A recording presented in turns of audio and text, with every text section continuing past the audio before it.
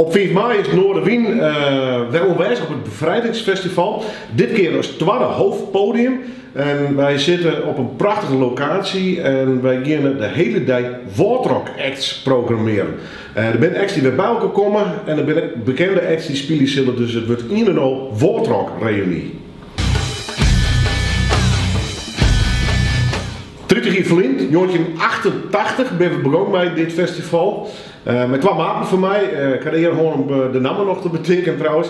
We zijn met z'n allen zitten hier en we wonen aan een mooi festival in de Wallen. En nou, daar is een prachtig mooie eerste editie uitgekomen. En ja, zo'n tijd is het wel een begrip worden. We gaan het heel vaak horen.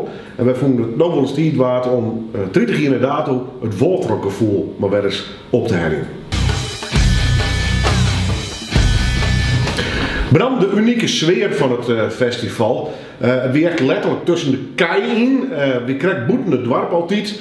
En het wie eigenlijk helemaal baseerd op vreunskip. Zo ben ik u het zeggen. Wij zijn met een heel iets comité begonnen. Wij vragen nu zijn vreun om vrijwilliger te wijzen. Die vragen hun vreun weg, die weer hun vreun. En zo waaien dat eigenlijk helemaal uit.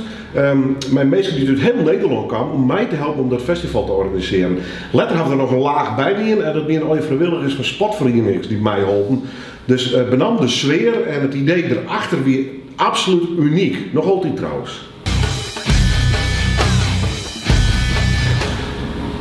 Ik ben eigenlijk sinds na de eerste editie dat de recensies in de kranten al loven wien en de namen heel pakken weer, dus het is eigenlijk vooral een begrip.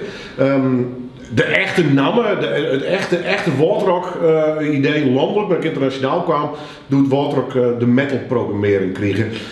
We hele grote acts zien, zoals Sepultura, Iron Maiden, Slayer is een aantal keer in West. Dus met de metal programmering is het echt verhoord van neer worden. Het begrip weer al in hier.